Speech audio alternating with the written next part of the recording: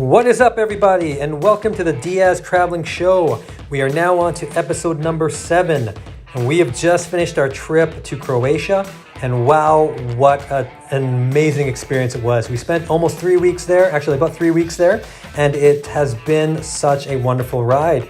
Now, the first thing I'm going to tell you to do here is you can relax about COVID. They are really relaxed in this country, and it shows from the minute you get here. You see a lot of people not wearing their masks, and a lot of the employees at restaurants, they're super relaxed. They don't question about your vaccine certificates or anything like that. So go enjoy the place for what it is, and go into the restaurants and just have fun.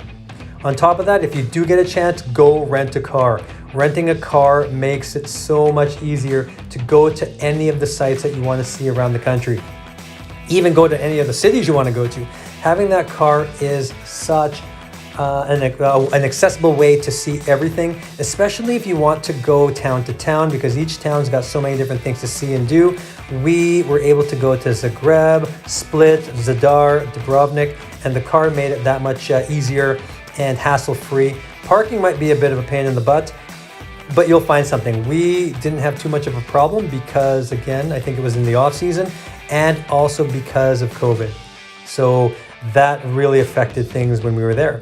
As a matter of fact, things were quite dead. We thought they were still pretty busy because there were still quite a few tourists running around, but according to a lot of the employees at restaurants and a lot of the sites that we visited, it was super dead. So take it for what it is. I highly recommend traveling in the off season because we did not have to wait in line at all.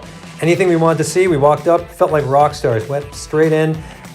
We could pick any restaurant that we wanted to. We could go in any of the sites or any of the museums or any of the monuments to take pictures and not have to worry about so many people out there. So my advice, travel in the off season if you can, or wait for another pandemic.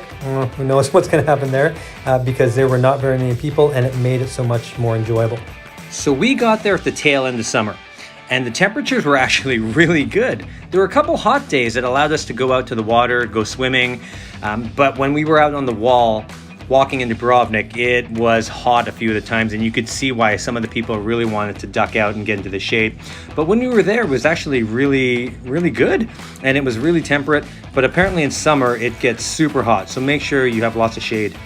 So what else did we do? Oh yeah, we stayed outside of the city center in a couple of the towns. Now, I know a lot of people want to be kind of in the thick of it. They want to stay central so they can kind of walk around. If you have a car, I highly recommend staying outside in one of the smaller towns or smaller villages. There really is a lot to do in these little villages, but traveling in the off-season means it's super dead. And we stayed in a place called Postrana, just outside of Split, and it was great. We had our own private beach, it seemed like, and we didn't have to worry about tourists because, again, off-season, but it was so beautiful out there. You could see so many things, and it was just like it was its own private paradise. So if you can stay outside in one of the small towns, I highly recommend doing that as well. Unless you want to kind of be in the middle of everything, then by all means stay in the city. So for me, one of my favorite things to do in any of these older European cities is check out the old towns. I'm a sucker for old towns, and everywhere we went had an old town.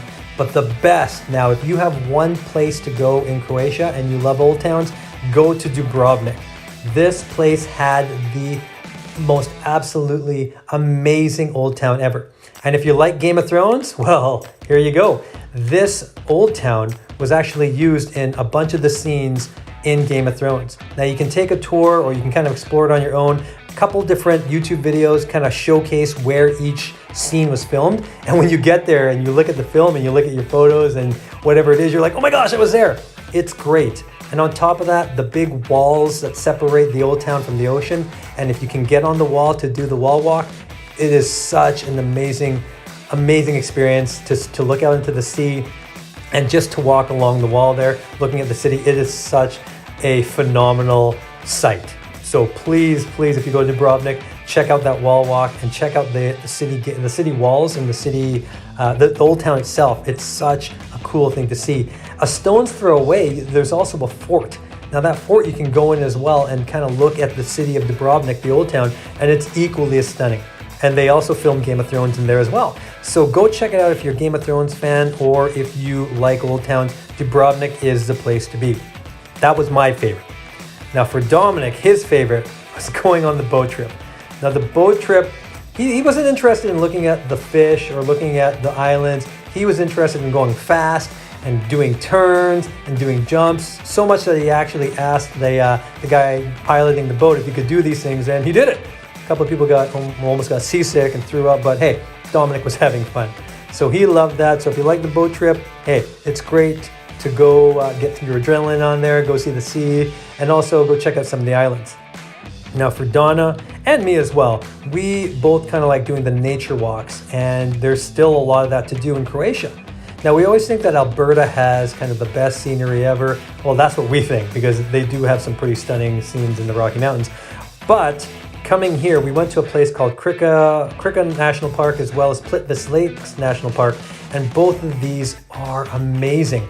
You don't realize the beauty that some of this world has until you actually get there, and it was breathtaking.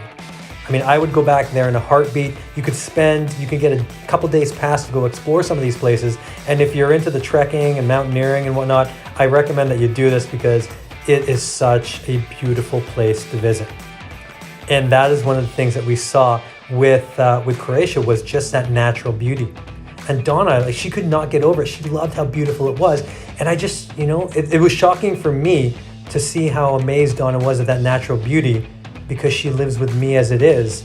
And you would think that she already had enough of it. But I guess Croatia, just amped her up and added to that idea of natural beauty. So it is what it is. So that kind of wraps up our trip here in Croatia. Now I'm going to say I give this a wonderful 2 thumbs up if you get a chance to go to Croatia. And I know it's kind of not really on everyone's top 10, because it just seems so small with places like Greece, Italy, and all these other fantastic places. But I assure you, if you get a chance to go to Croatia, go there. You will not be sorry, as it has so much to offer. It's a smaller scale compared to some of the other places in Europe, but beautiful and breathtaking nonetheless. So get out there and try and get this on your list of places to go and see and experience. Hope you guys had fun, because we certainly did. I'm looking forward to our next stint. So please follow along with us on our journey. And until then, keep safe, and we'll see you soon.